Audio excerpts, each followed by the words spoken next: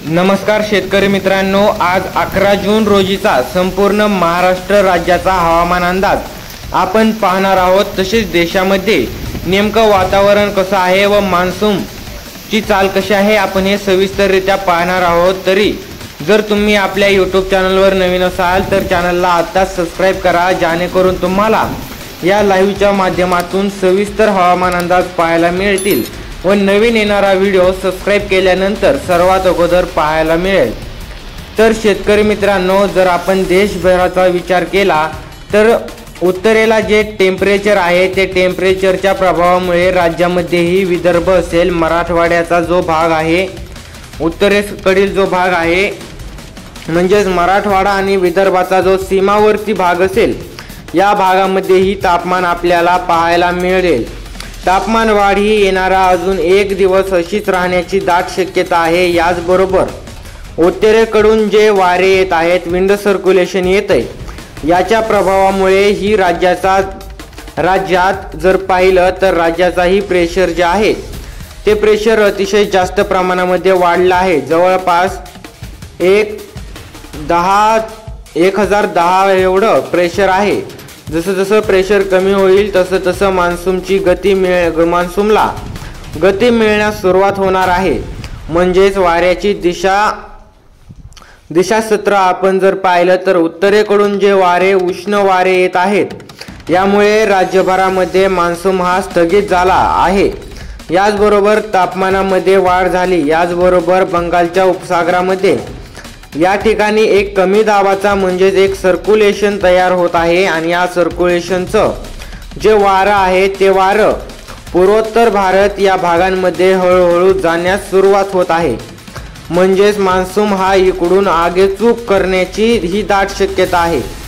याचबरोबर 12 तारखेपासून राज्यभरामध्ये पावसामध्ये वाढ होण्यास सुरुवात होणार आहे। म्हणजेच 12 तारखेच्या संध्याकाळपासून राज्यात मान्सून परत एकदा दाखल होण्याची दाट शक्यता आहे। याचाच अर्थ आहे की येणाऱ्या 24 तासांमध्ये मात्र राज्यात काही भागांमध्ये तापमानामध्येही वाढ होऊ शकते व काही भागांमध्ये ढगाळ वातावरण आपल्याला त्या ठिकाणी पाहायला मिळण्याची दाट शक्यता आहे। सध्याचे आपण लेटेस्ट सॅटेलाइट इमेजनुसार जर पाहिलं तर मराठवाड्याच्या बहुतांश जो भाग आहे आज दिवसभर त्या ठिकाणी ढगाळ वातावरण पाहायला मिळणार आहे। काही भागांमध्ये हलक्या सरी पाहायला मिळू शकतात तर काही मोजक्या ठिकाणी आपल्याला जोरदार पाऊस पाहायला मिळणार आहे।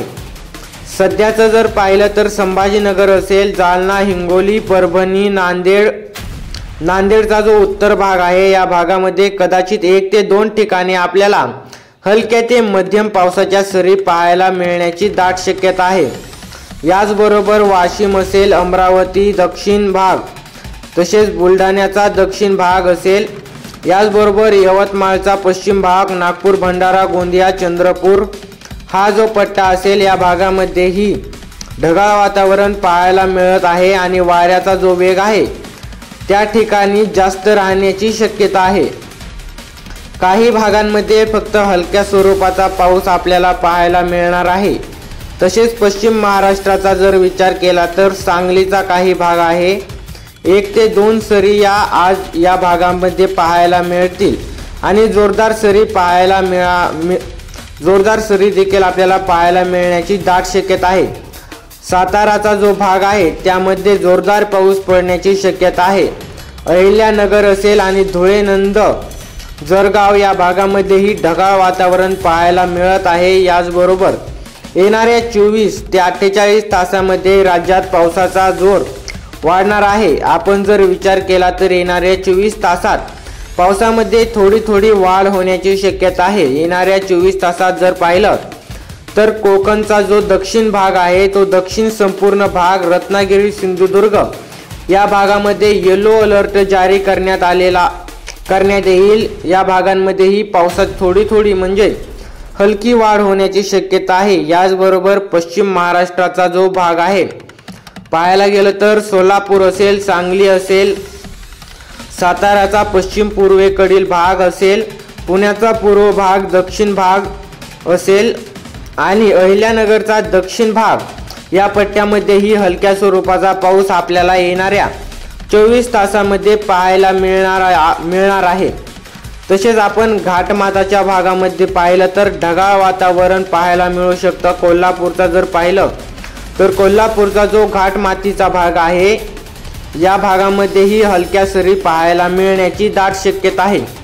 तसेच पुणे अहिल्यानगरचा जो उत्तरेकडील भाग आहे आणि पुण्याचा घाटमाथ भाग असेल या भागामध्ये मात्र पावसाची शक्यता फार कमी आहे। याचबरोबर ठाणे, पालघर, मुंबई या भागामध्येही पावसाची शक्यता फार कमी आहे।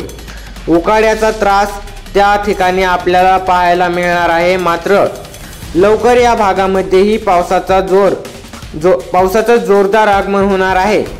याचबरोबर मराठवाड्याचा विचार केला तर लातूर, नांदेड, धाराशिव हा सीमावर्ती भाग असेल। कर्ण बाउंड्रीचा या भागामध्ये काही ठिकाणी हलक्या स्वरूपाचा पाऊस तर काही ठिकाणी जोरदार मुसळधार पाऊस आपल्याला पाहायला मिळणार आहे। मात्र हलक्या स्वरूपाचा पाऊस देखील पाहायला मिळू शकतो। या मान्सून 2025 चा विचार केला तर मराठवाड्यात सर्वाधिक पाऊस आपल्याला पडलेला दिसून येईल। परभणी, हिंगोली, बीडचा जो दक्षिण भाग असेल या भागामध्येही ढगाळ वातावरण पाहायला मिळणार आहे।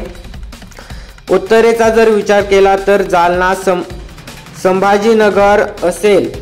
हिंगोलीचा जो उत्तर भाग आहे, परभणीचा उत्तर भाग, तसेच जो भाग आहे या भागामध्ये कदाचित 1 ते 2 ठिकाणी स्थानिक ढग निर्माण होतील व हलक्या स्वरूपाचा पाऊस आपल्याला पाहायला मिळण्याची शक्यता आहे। याचबरोबर विदर्भाचा विचार केला तर यवतमाळ, चंद्रपूर, गडचिरोली दक्षिण संपूर्ण भाग असेल। हा पट्टा जो आहे तर या भागामध्येही हलक्या स्वरूपाचा पाऊस आपल्याला पाहायला मिळणार आहे। त्यानंतर आपण पाहायला गेलं तर वाऱ्याचा जो प्रवाह असेल तो अतिशय जोरदार असणार आहे। आपल्याला वादळी वारे देखील म्हणता येईल। तसेच पुढे पाहायला गेलं तर काही ठिकाणी हलक्या स्वरूपाचा पाऊस पाहायला मिळेल। उत्तरेचा संपूर्ण भाग जर पाहिला तर काही भागांमध्ये ढगाळ वातावरण पाहायला मिळण्याची दाट शक्यता आहे। तसेच आपण खांद्याचा विचार केला तर खांद्याचा संपूर्ण 4ही जिल्हे असतील। धुळे, नंदुरबार आणि जळगाव या 4ही जिल्ह्यांमध्ये पावसाची शक्यता मात्र कमी असलेली पाहायला मिळत आहे। याचबरोबर हवामान खात्याच्या अंदाजानुसार जर पाहिलं तर संपूर्ण मराठवाडा असेल याच्यामध्ये क्षेत्र संभाजीनगर, जालना, परभणी, नांदेड, हिंगोली, त्याचबरोबर लातूर असेल, धाराशिव असेल हे संपूर्ण भागामध्ये येलो अलर्ट जारी करण्यात आलेला आहे। याचबरोबर संपूर्ण विदर्भामध्येही येलो अलर्ट जारी करण्यात आलेला आहे। याच्या पुढील हवामान अंदाज पाहण्या अगोदर चॅनलवर नवीन असाल तर आता सबस्क्राइब करून ठेवा व कमेंटमध्ये तुमच्या जिल्ह्याचे व तालुक्याचे नाव नक्की कळवा। तर या भागांमध्ये ही लाईटनिंग तंतमंचा म्हणजे जो वाऱ्याचा वेग आहे तो कदाचित 30 ते 40 किलोमीटर प्रति तास एवढा राहण्याची दाट शक्यता आहे। पश्चिम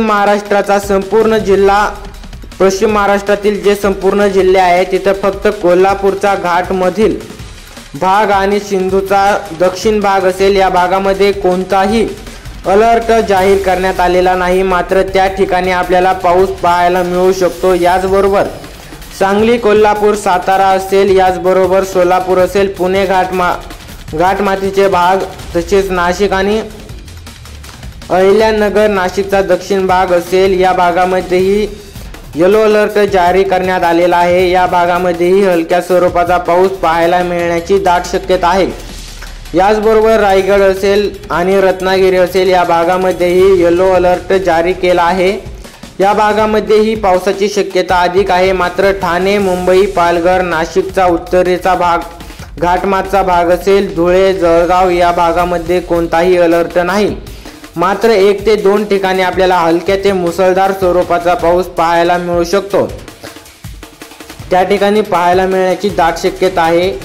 हे होता पुढील 24 तासाचा हवामान अंदाज। पुढील हवामान अंदाज आपल्याला पाहायचा आहे तुमच्या जिल्ह्याचे व तालुक्याचे नाव नक्की कमेंटमध्ये कळवा। चला तर पुढील हवामान अंदाज पाहूयात।